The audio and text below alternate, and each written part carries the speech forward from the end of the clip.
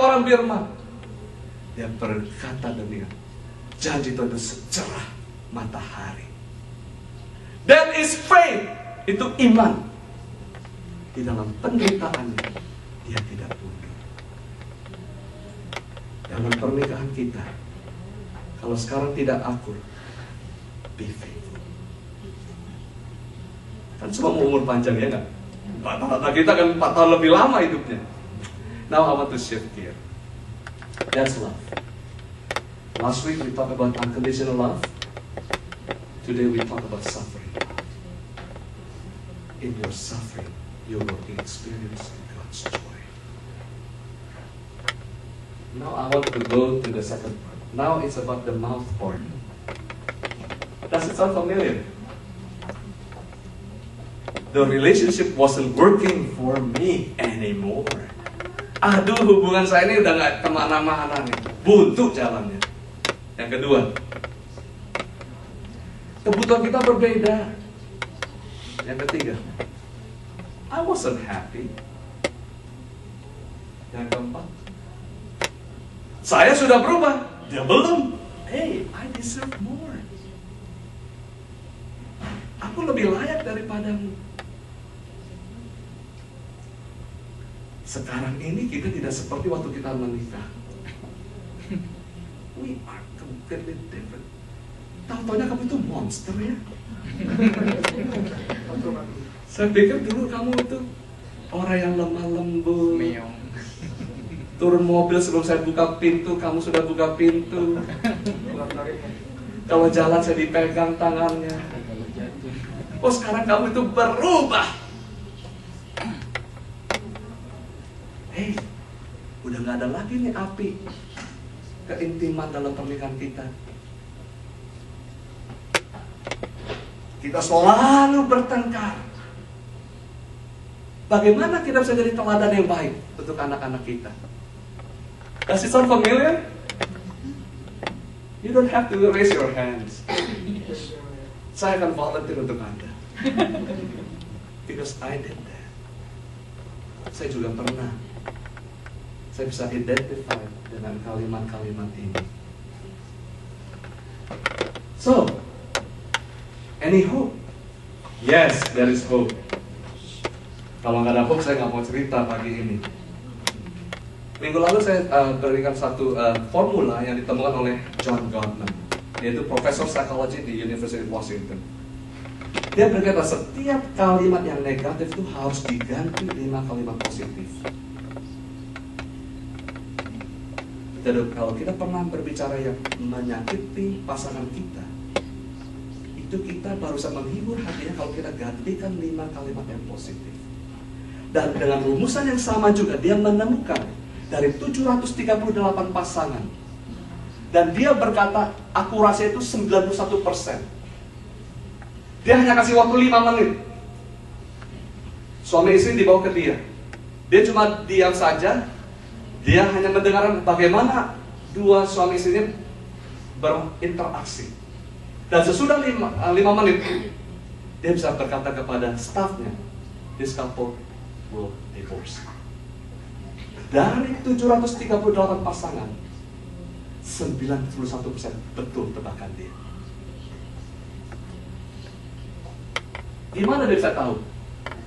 Kalau dalam 5 menit, rasio dalam percakapannya itu, si suami kah, istrinya kah, kalau bicara negatifnya itu 5 kali lebih banyak daripada positifnya, garanti dia bercerai. Ngeri, ya? That's something we need to know. Kalau kita sering kali bertengkar, sering kali kita berkata-kata negatif, mendingan kita berhenti sekarang berkata-kata negatif. Bercerai itu selalu mulai dengan apa? Mulut kita. Example, true or false? Saat Anda beritahukan kepada saya, ini kalimat positif atau kalimat negatif? It's so selfish of you to always work late, and you never care for me or the kids. Kamu ini selalu telat pulangnya. Janji selalu kalau bisa sampai rumah jam 6.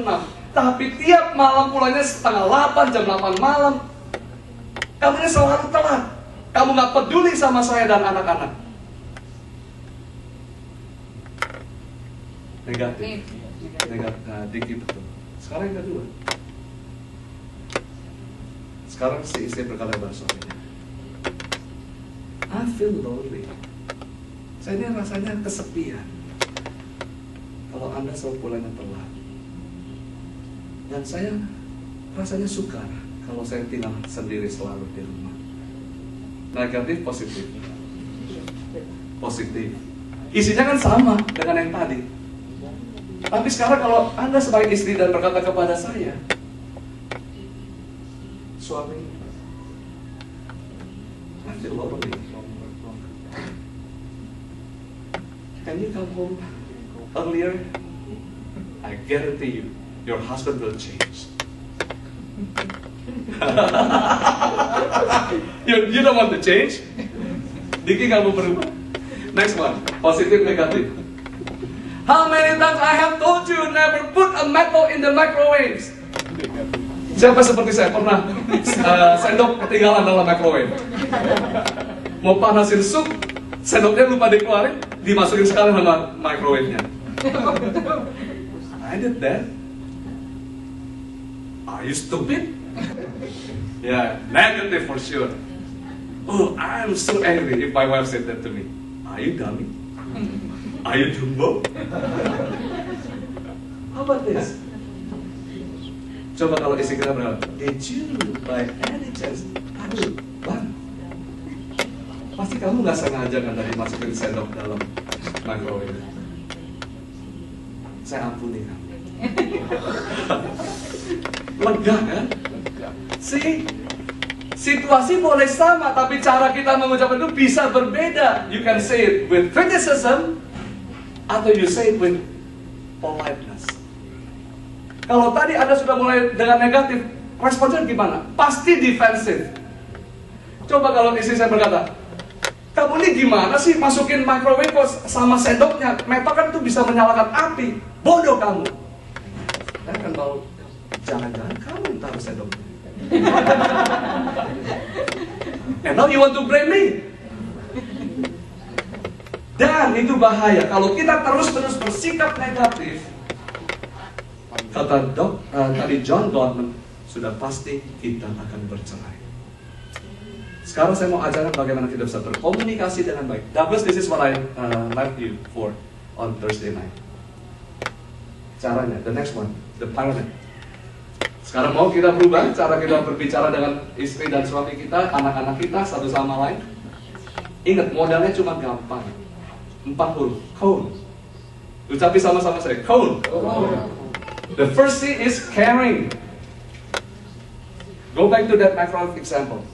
Kalau istri saya bilang, sama terus saya, Sunoko, tadi kamu nggak sengaja kan ya masukin sendok dalam microwave.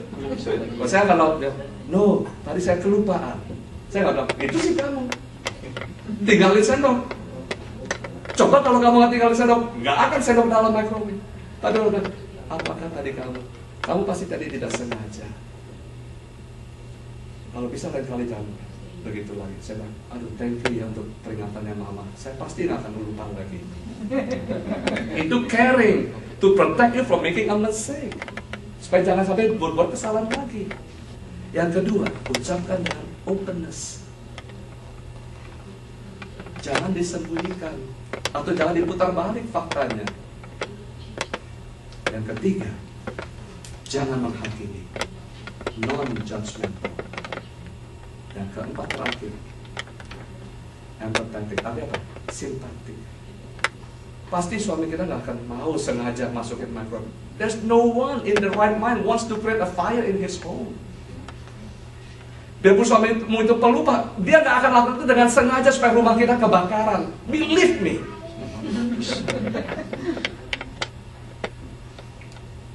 Try this. Communicate with caring,